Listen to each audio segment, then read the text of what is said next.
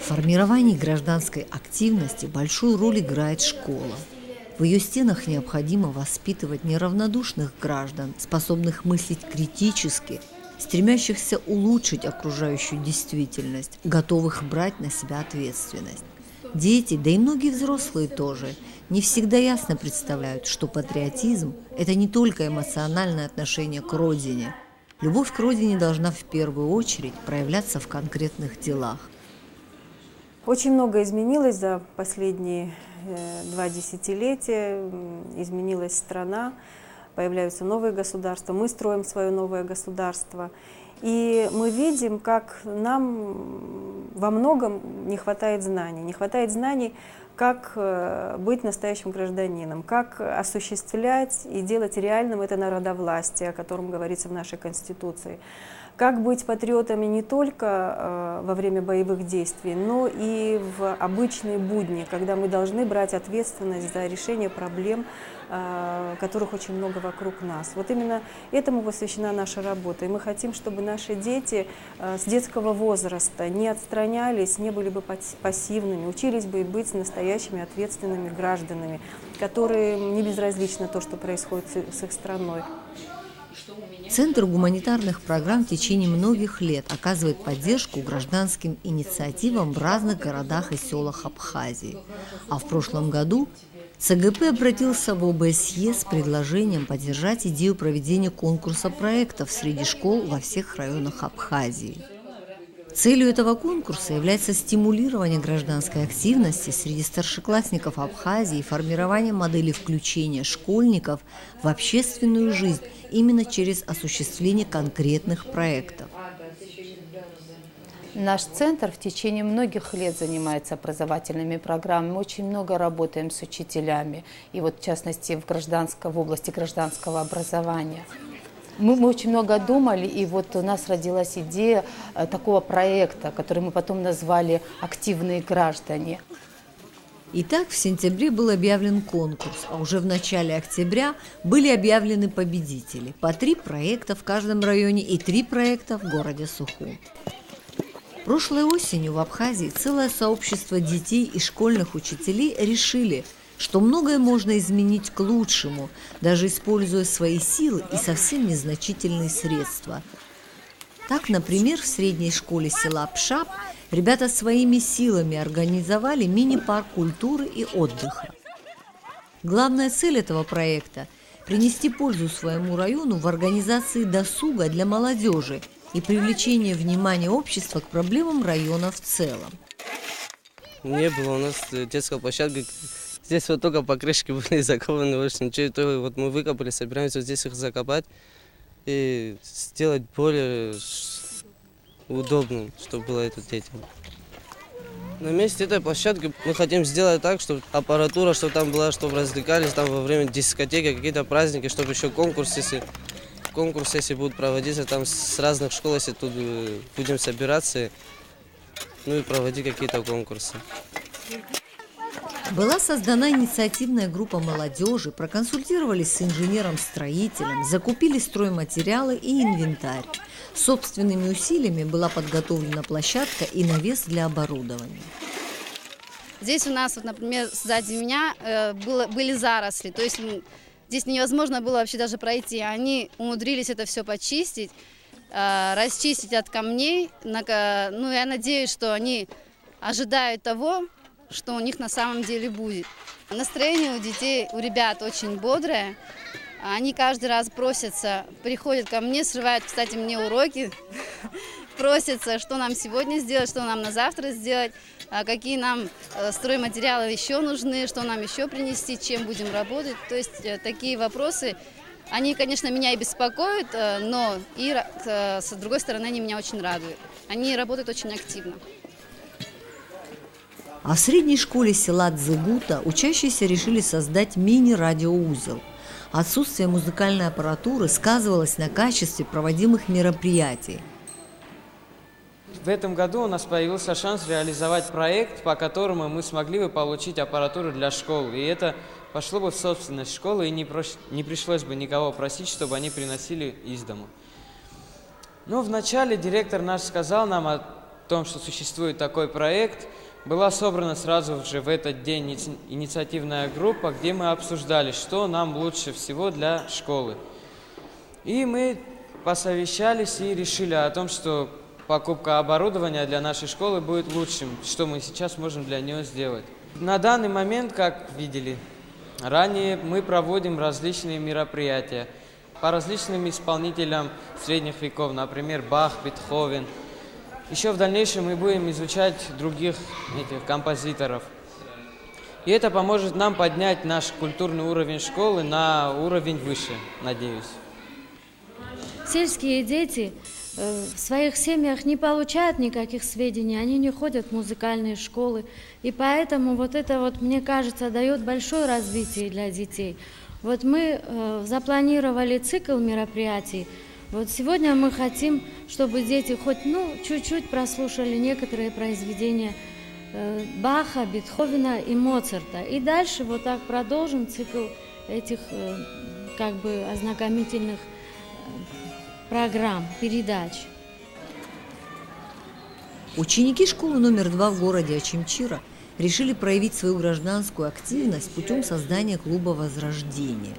Члены клуба организовали и провели различные акции, мероприятия с целью формирования демократических ценностей в школе. В частности, всем запомнился День самоуправления, когда учащиеся школы взяли в свои руки обучающий процесс и выступили в роли учителей. Значит, сегодня впервые в нашей школе номер 2, проводится День самоуправления. Проводится он на базе клуба активной молодежи КАМ, который был в прошлом году. И мы надеемся, что наши учащиеся поддержат новых учителей, временных учителей. Этот проект нам дает много выгод. Мы, наконец, побываем, как говорится, в школе учителей и поймем всю сложность этого учебного процесса. В ближайший месяц у нас намечается множество акций, в том числе и благотворительных. Мы будем собираться, организовывать круглые столы, собрания. И надеемся всех наших учащихся заинтересовать в этой работе. Но трудности это было, например, то, что с непривычки мы первый раз проводим, на наши плечи легла такая ответственность, и нам трудно проследить за всеми действиями, которые происходят в школе, за порядком, за дисциплиной, проводить уроки совместно, совмещая все вот эти сложности, это очень сложно, и мы должны понимать, что мы должны помогать нашим учителям, облегчить их их должность, их задание. Сперва, конечно, стеснялись отвечать, но становятся более активными, слушают внимательно. Очень полезно это для детей и для учителей тоже. Почему для учителей? Потому что мы тоже учимся чему-то новому со стороны, наблюдать очень интересно. Видишь намного больше, чем тогда, когда ты стоишь, у доски и объясняешь. Бесспорно, что реализация данного проекта поможет развитию у учащихся независимого мышления, навыков и способностей, которыми должны обладать достойные граждане. Это сближает учителей и учеников. Они больше входят в нашу жизнь, более активными становятся, более ответственными становятся, они взрослеют. Мы, педагоги, всегда преподаем, а дети сидят, иногда нарушают, иногда бывает, когда не слушаются учителей, им кажется, что педагогу легко с этим справиться. Но на сегодняшний день они наконец-то поймут, что такое быть учителем, какая-то большая ответственность. И мне кажется, почаще, если мы будем проводить такие уроки, то учебный процесс будет протекать в другой форме. Я очень рада, что наконец-то у нас пошли такие уроки. Во-первых, у детей развивается активность. дети пытаются самостоятельно принимать какие-то решения, самостоятельно какие-то мероприятия готовить. На мой взгляд, повышается их сознательность, их ответственность. Даже то, что вот мы сегодня проводим День самоуправления, да, это тоже очень многом говорит, что дети готовы, в принципе, к самостоятельным каким-то вот решениям, да, и к ответственности. И меня очень радует, что они это все проводят на должном уровне, с интересом, потому что это очень важно в наше современное время, чтобы дети стали настоящими хозяевами не только своей родной школы, но и своего города и своей страны, потому что от них зависит будущее нашего государства. Учащиеся школы номер 1 села Аллахадзы ознакомились с принципами толерантности на семинаре. Тема его звучала так: толерантность и культура выражения восприятия разных точек зрения. Естественно, тема толерантности очень важна, тем более среди учеников, так как молодежь – это наше будущее. Вот. И как мы их воспитаем, такими они и вырастят. Если почаще будут проводиться вот такие вот мероприятия, особенно на тему толерантности, то вполне возможно, что в будущем, когда они уже определятся вот, в жизни, можно будет избежать множества разных конфликтов. Всему государству также важны эти проекты тем, что молодежь, в первую очередь ученики, они будут развиваться, будет какое-то развитие, будет занятость. Вот. И уже молодежь, особенно вот подростковый возраст, это ученики мужского пола 10, 11, 9 класса, не будут где-то стоять за углом, курить сигареты, там драться, играть в карты, а почаще будут посещать такие вот мероприятия, и уже будет чем заняться. Праздник-семинар был организован через игровой опыт толерантного взаимодействия среди подростков. Активность способствует самореализации. Можно сидеть просто дома и ничего не делать, и ждать, пока кто-нибудь что-нибудь тебе как бы преподнесет. А можно самому добиваться своей поставленной цели любыми способами. Несмотря на преграды, на трудности, и добиться в конце концов этого. И результатом этого будет какое-то, можно сказать, удовлетворение, счастье, моральное удовлетворение. А в Сухумской школе номер 14 учащиеся реализовали проект под названием «Познание страны». Они решили изучить малоисследованные памятники архитектуры Абхазии, храмы, монастыри, крепости, привлекли специалистов, историков, археологов, провели на местах фотосессии. Первый наш храм был в селе Абгархук. Вот он, Абгархук. Следующий объект, на который мы посетили, он был уже в Гагринском районе. Это было село Ачмардан и Хашипшинская крепость. Это вот это вот место. Так, следующая наша поездка была по Куцунду, в село Лдза. Там был разрушенный храм. Это на самом деле очень значимые проекты для нашей Абхазии. Почему? Потому что эти храмы малоизучены и малоизвестны для населения. И мы хотим донести до общественности то, что на самом деле существуют такие замечательные места, на которых, я думаю, надо побывать, и нужно проводить археологические раскопки, поскольку я думаю, что там очень много будет интересных вещей. Некоторые даже люди, которые живут рядом, в селениях, они даже не знают, что вот есть такие дольмены, и они рядом с ними находятся, например, в селении Отхара. И по-моему, это нужно развивать как бы такие программы, чтобы люди больше узнавали о своей стране, о своих памятниках, и так далее. Донести полученные материалы до широких масс ребята пытаются путем размещения их на интернет-сайтах и в местных газетах. В перспективе чтение инициативной группой, лекции с показом фотографий в школах, а также создание путеводителя для новых школьных маршрутов. Вот, наверное, нашу Абхазию можно сравнить с алмазом, которая, если к ней приложить руку мастера, будет настоящим бриллиантом. Потому что у нас очень много памятников, которые изучены, а также очень много памятников, которые, может быть, даже и не найдены. Есть те, которые найдены, но из-за каких-то обстоятельств они мало изучены. И если мы сумеем привлечь внимание к этой проблеме, то, возможно, мы узнаем что-то новое о историческом наследии нашей страны. Лично для себя я открыла в давно знакомых мальчиках это то, что они довольно-таки эмоциональные. Я видела те горящие глаза первый раз в жизни, вот даже вот если говорить о Тимуре, он сам потрогал каждый камешек Бзыбской крепости, они залезли на самую верхушку, довольно-таки опасно было там лазить, но им хотелось потрогать собственными руками, увидеть, не знаю, каждый камешек, до которого кто-то, может быть, до них дотрагивался.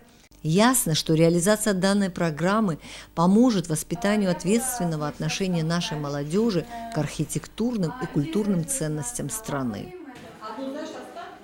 По итогам проекта состоялся круглый стол. Что обеспечило достижение результата и в чем были причины сбоев в деятельности? Эти вопросы обсуждали участники мини-проектов. Было совершенно очевидно, что все усилия участников проектов не оставались незамеченными, всегда вызывали интерес, а в ряде случаев стимулировали окружающих школьников и взрослых к активным действиям в поддержку. В нашей школе был создан молодежный клуб, а название его «Мы и наше будущее».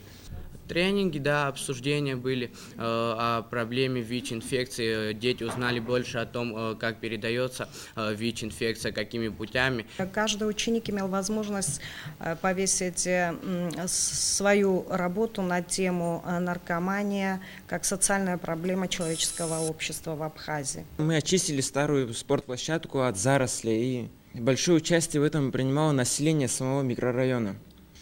Затем мы провели турнир. Пригласили из всех школ Ачимчирского района баскетбольные команды.